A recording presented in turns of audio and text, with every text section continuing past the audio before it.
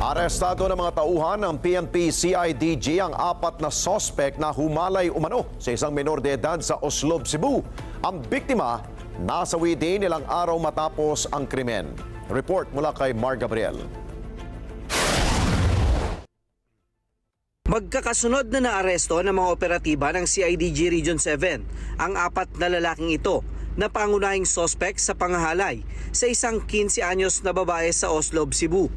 Nakilala ang mga sospek na sina alias Luis, Cyril, Tristan at alias Ken na pawang mga taga-Dalaguete, Cebu.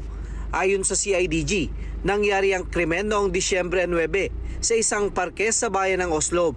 Base sa salaysay ng biktima, nilapitan siya ng mga sospek at inalok ng inumin na dahilan ng kanyang pagkahilo. Dito na siya pinagsamantalahan ng mga sospek at hinalay ng 13 lalaki. Lumalabas sa investigasyon, nakasama ng biktima ang kanyang boyfriend bago ang krimen. Nakapag-report pa sa pulisya ang biktima kasama ang kanyang ina, ngunit ilang araw lang ay namatay din ito.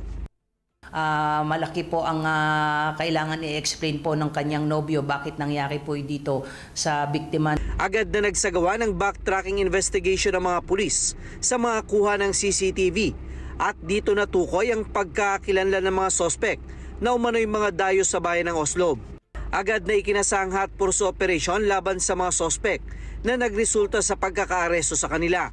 Base na rin po ito sa naging backtracking ng mga CCTV at mga interviews doon sa mga witnesses na di umano itong apat na nasa custody na po ng CIDG at iba pa po ang responsable sa nangyari di umanong panggagahasa dito nga po sa ating minor na biktima.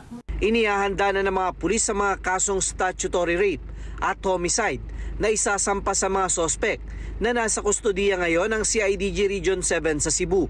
Mar Gabriel, para sa Mata ng Agila. Matatag, matapang, matapat. Maraming salamat sa inyo pong pagsubaybay sa Mata ng Agila Primetime. Para malaman ang matatag, matapang at matapat na mga balita, i-follow lamang at mag-subscribe sa @Net25 TV.